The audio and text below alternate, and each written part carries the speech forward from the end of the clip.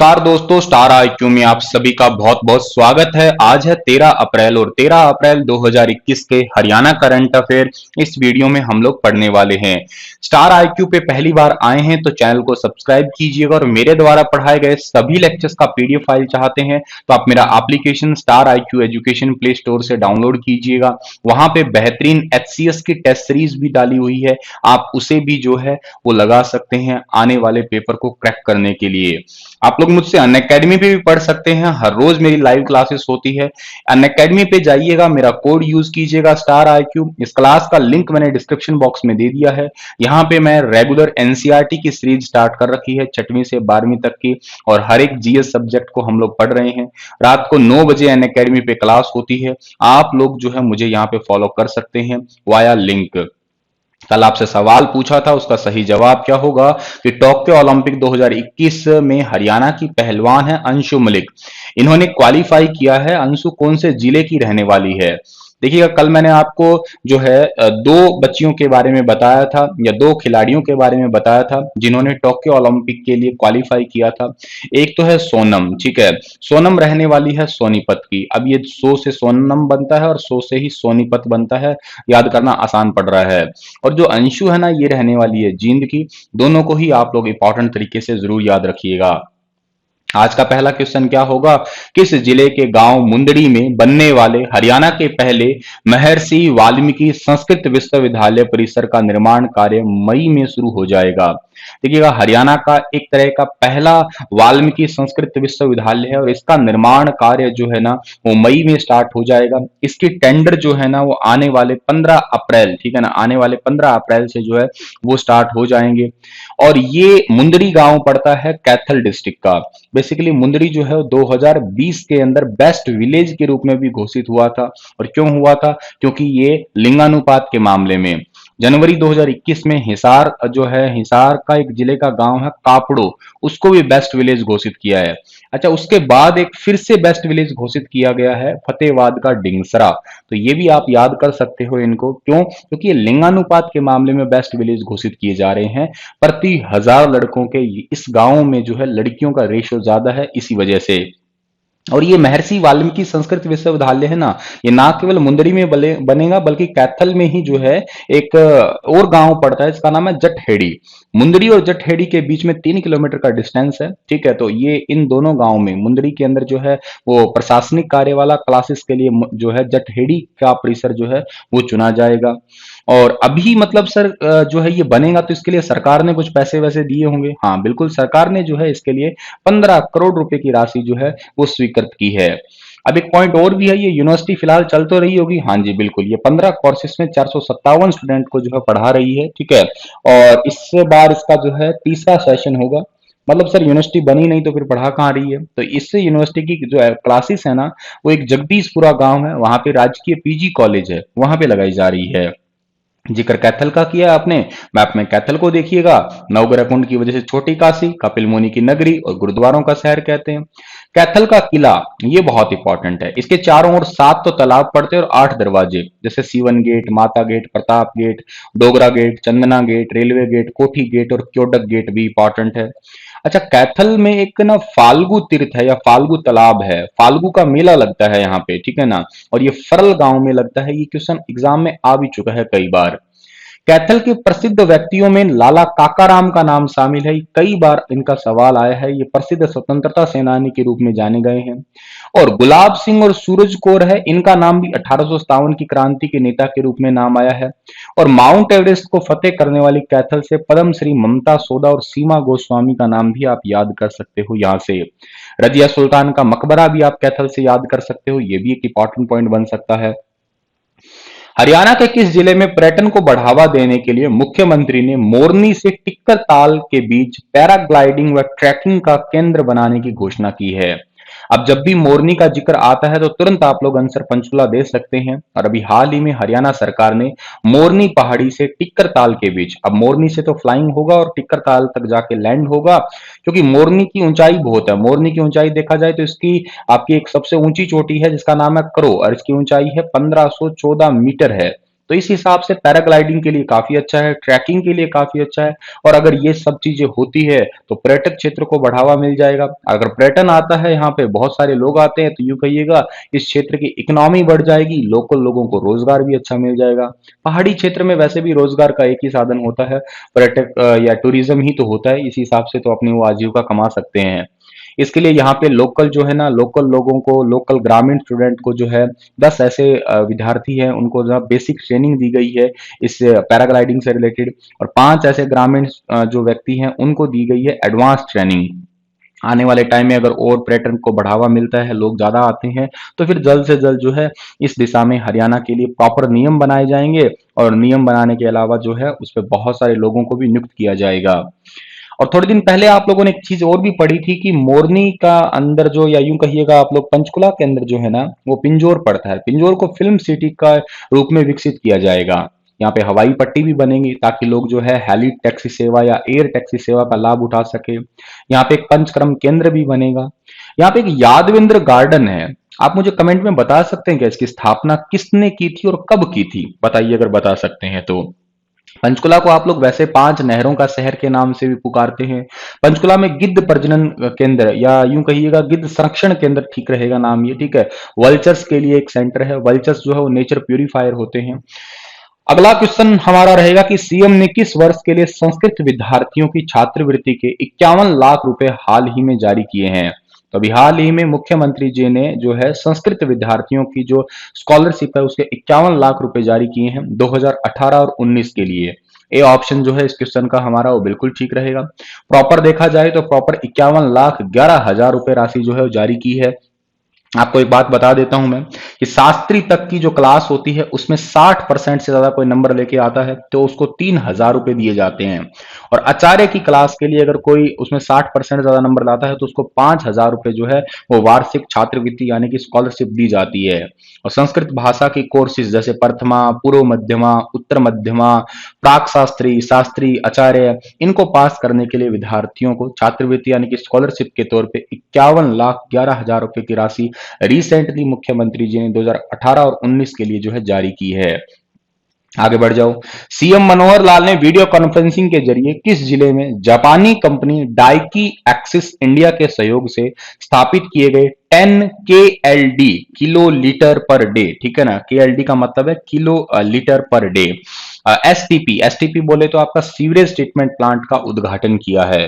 तो अभी हाल ही में जापानी कंपनी डाइकी एक्सिस इंडिया के सहयोग से जो है स्थापित किए गए 10 kilo litre per day sewerage treatment plant का उद्घाटन किया है फतेहाबाद डिस्ट्रिक्ट के अंदर, पपिया पार्क के अंदर। सी ऑप्शन जो है इसका हमारा वो बिल्कुल ठीक रहेगा यहाँ पे। और ये 21 लाख रुपए की इस वाटर ट्रीटमेंट प्लांट पे जो है वो लागत आई है। और ये हरियाणा का पहला सीवरेज ट्रीटमेंट प्लांट है इस कंपनी का, जो इस कंपनी के सहयोग से लगाया गया है। इस सीवरेज ट्रीटमेंट प्लांट का एक पायलट प्रोजेक्ट के रूप में इसको स्थापित कर दिया है। और अगर ये बिल्कुल सफल रहता है पानी को रीयूज करने में, तो यूं समझिएगा ये पूरे हरियाणा के लगभग हर एक जिलों में लगाया जाएगा। और इस साल राज्य सरकार ने 25% पानी को रीयूज करने का लक्ष्य रखा है। और अगर ये पूरा हो जाता है तो आने वाले साल के अंदर 60% जो है वो पानी को रीयूज करने का लक्ष्य रखा है। क्योंकि क्या है, बेसिकली पानी आज पूरी दुनिया का एक चिंता का ही विषय है, बहुत इंपॉर्टेंट चीज भी है। यहाँ पे आपने 2 नाम लिए हैं, तो जापान नाम लिया और एक आपने फतेहाबाद नाम लिया है। तो पहले आप लोग फतेहाबाद के बारे में बात करो। फतेहाबाद में एक बन्ना वाली बहुत इंपॉर्टेंट है। ये प्राचीन सरस्वती या रंगोई नदी के किनारे पड़ता है। और यहाँ पे खुदाई से प्री हड़प्पन, हड़प्पन और 12 हड़प्पन के बाद के जो है आपको अवशेष मिले हैं। इसकी खुदाई की है भारतीय पुरातत्व सर्वेक्षण, जिनका नाम है डॉक्टर RS बिष्ट, जो है उन्होंने खुदाई की है। एक कुनाल भी फतेहाबाद में पड़ता है, ये भी वैदिक नदी सरस्वती के सूखे बिस्तर के किनारे ही कहिएगा। यहाँ पे भी आपको हरियाणा में बहुत ही पुरानी संस्कृति का पता लगता है। इसकी खुदाई JS खत्री और M आचार्य ने की है, ठीक है। यहाँ से बहुत सारे जैसे तांबे के तीर है, मछली के हुक है, या प्राचीन हड्डी वगैरह है, मनके वगैरह मिले हैं। भिरडाना भी फतेहाबाद में पड़ता है, वो भी बहुत पुराना माना जाता है, ठीक है। और दूसरी बात, यहाँ पे आपने जापान की बात की थी, तो जापान जो है, जापान की राजधानी टोक्यो है, जहां पे 2021 में अब ओलंपिक होने वाले हैं। जापान की करेंसी येन है और योशिहिदे सुगा जो है जापान के प्रधानमंत्री हैं। फ्लिपकार्ट ने हरियाणा के गुरुग्राम में एशिया का सबसे बड़ा पूर्ति केंद्र स्थापित करने की घोषणा की है। ये बात आपने थोड़े दिन पहले मुझसे पढ़ चुके थे। इसके लिए Haryana state industrial and infrastructure development corporation limited, जिसका नाम है HSIIDC, से संबंधित भूमि को कितने करोड़ प्रति एकड़ की कीमत पे आवंटित किया है, जिसपे भी हाल ही में मोहर भी लगाई गई है। तो आज इसे आप दोबारा पढ़िएगा और इसका सही आंसर रहेगा 3.22 करोड़। ठीक है, तो देखिएगा केंद्र बनेगा, ये तो आपने पहले पढ़ लिया था। भूमि पे इतने रुपए पर एकड़ के हिसाब से मोहर लगा दी गई है, मतलब प्रॉपर जो है कागजी कार्रवाई हो गई। तो बी ऑप्शन बिल्कुल ठीक रहेगा। यहाँ पे 140 एकड़ में बनेगा, फ्लिपकार्ट में मानेसर में बनेगा। मानेसर अभी हरियाणा का 11वां नगर निगम भी है, यूं कहिएगा, जिसमें 29 गांव शामिल किए गए हैं। और ये बहुत बड़ा है, जिसके अंदर जो है आपके यूं कहिएगा सारी की सारी फूड प्रोसेसिंग सुविधा जो है वो उपलब्ध करवाई जाएगी। और इसमें लगभग 4000 लोगों को डायरेक्ट रोजगार मिल जाएगा, 12000 लोगों को इनडायरेक्ट रोजगार मिल जाएगा। ठीक है, इसके लिए मुख्यमंत्री मनोहर लाल जी ने हरियाणा एंटरप्राइज प्रमोशन बोर्ड की बैठक में इस प्रस्ताव को मंजूरी दी है। और फ्लिपकार्ट तकरीबन 3 मिलियन वर्ग फीट को एरिया को जो है कवर करेगा, जो कि एशिया का सबसे बड़ा सेंटर माना जाएगा। ठीक है, और इसमें Messrs Instakart service private limited, इसने हरियाणा के अंदर निवेश किया है। ये फ्लिपकार्ट की एक समूह की ही कंपनी है आपकी, जो कि हरियाणा और उत्तर भारत में विक्रेताओं को जो है MSME बाजार को आपस में जोड़ने का काम करेगी। फ्लिपकार्ट की स्थापना अक्टूबर 2007 में बेंगलुरु जो है इसका आप लोग हेडक्वार्टर याद कर सकते हैं, और इसके पेरेंट ऑर्गेनाइजेशन वॉलमार्ट है, और इसकी स्थापना की थी सचिन बंसल और बिन्नी बंसल ने। आगे बढ़िएगा, हरियाणा में हाल ही में PNB ने अपना 127वां स्थापना दिवस मनाया है। इस बैंक की स्थापना किसने की थी? तो इस बैंक की स्थापना की थी किसने भी? लाला लाजपत राय जी ने की थी। बी ऑप्शन जो है इसका हमारा वो बिल्कुल ठीक रहेगा। इस बैंक की स्थापना हुई थी 12 अप्रैल 1895 को, और इसके 127 साल अब पूरे हो चुके हैं। इस दिन स्वाधीनता सेनानियों ने अंग्रेजी साम्राज्य से लड़ते हुए आर्थिक स्वतंत्रता को घोषित करते हुए अपने देश का पहला स्वदेशी बैंक की स्थापना की थी लाला लाजपत राय जी ने। लाला लाजपत राय जी का जन्म हुआ था पंजाब के मोगा में 28 जनवरी 1865 को एक जैन परिवार में। इन्होंने बहुत टाइम तक हरियाणा के रोहतक और हिसार के अंदर जो है वकालत भी की थी। ये भारतीय राष्ट्रीय कांग्रेस गरम दल के नेता थे, जिसमें बाल गंगाधर तिलक, बिपिन चंद्र पाल और के साथ में जो है ये लाला लाजपत राय, इनको लाल बाल पाल के नाम से बहुत ही फेमस तरीके से जाना जाता है। ठीक है, इन्होंने पूर्ण स्वतंत्रता की मांग भी बहुत पहले सबसे पहले उठाई थी पूरे भारत के अंदर। स्वामी दयानंद सरस्वती के साथ मिलकर आर्य समाज को पंजाब में लोकप्रिय किया इन्होंने। लाला हंसराज और कल्याण चंद्र दीक्षित के साथ में दयानंद एंग्लो वैदिक विद्यालय, जिसको आज लोग DAV के रूप में जानते हैं, उनकी स्थापना इन्होंने ही तो की थी। और 30 अक्टूबर 1928 को लाहौर में साइमन कमीशन के विरुद्ध जो है एक विशाल प्रदर्शन में हिस्सा लिया, जिसके दौरान लाठीचार्ज हुआ बहुत ज्यादा। तब उन्होंने एक लाइन कही थी, एग्जाम में कई बार लाइन भी पूछती जाती है कि वाक्य किसका है? मेरे शरीर पे पड़ी एक एक लाठी ब्रिटिश सरकार के ताबूत में एक एक कील का काम करेगी।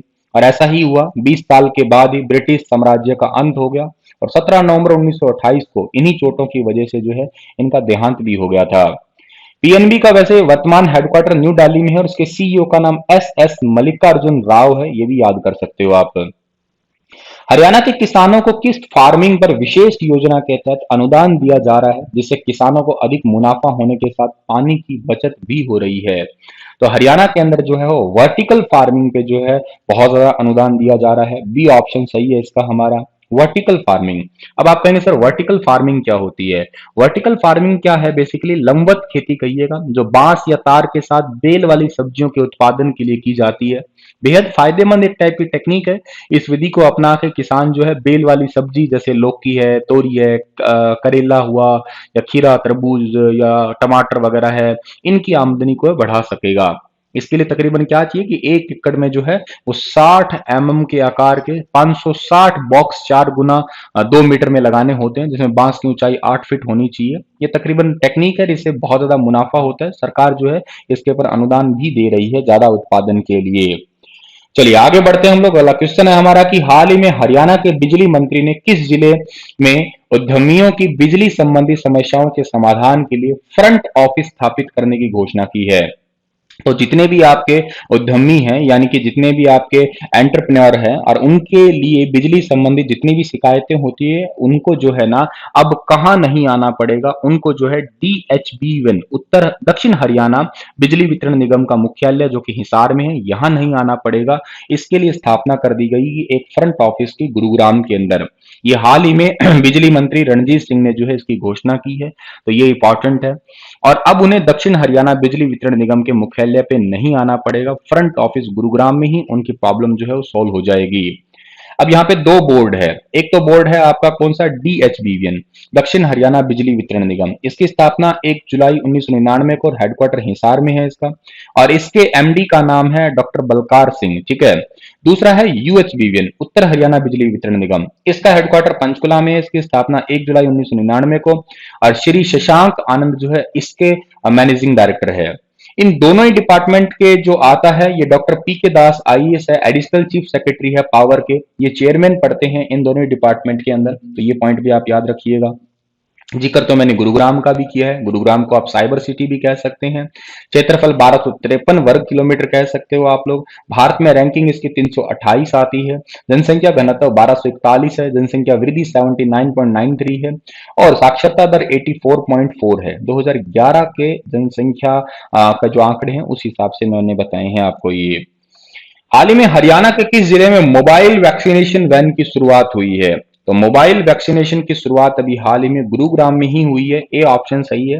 अभी आपको पता ही है कि वैक्सीनेशन का उत्सव या महोत्सव मनाया जा रहा है, 11 से 14 अप्रैल के बीच में चलने वाला है, और अभी तक 1,02,802 टीके लगे हैं इस महोत्सव में। पहली बार 9728 लोगों ने जो है वो टीका लगवाया है इसमें। गुरुग्राम के बारे में तो आपने अभी पढ़ा ही है। अगला और बहुत इंपॉर्टेंट क्वेश्चन है कि 2020 की वार्षिक रैंकिंग में हरियाणा का सर्वश्रेष्ठ पुलिस स्टेशन कौन सा घोषित किया गया है?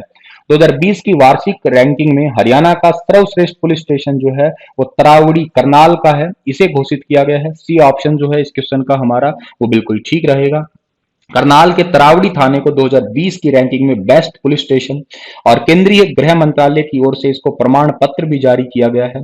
SP गंगाराम पुनिया ने बताया है इसके बारे में। केंद्रीय गृह मंत्रालय के द्वारा हर एक साल जो है ना सर्वश्रेष्ठ पुलिस स्टेशन की रैंकिंग घोषित होती है, जिसमें टॉप 10 पुलिस स्टेशन का चयन किया जाता है और राज्यवार किया जाता है इसमें, ठीक है। और इस बार जो है हरियाणा का बेस्ट पुलिस स्टेशन जो है वो तरावड़ी पुलिस स्टेशन को शामिल कर दिया, और इसमें जो है बहुत सारे नेशनल लेवल के पुलिस कर्मियों ने मेहनत की है। इस रैंकिंग का उद्देश्य बस इतना ही होता है कि पुलिस स्टेशन की गुणवत्ता में सुधार लाना, सिटीजन फ्रेंडली बनाना, लोग थोड़े से जो है ना पुलिस वालों से डरे कम और अपनी बात को खुल के जो है वो बयां कर सके।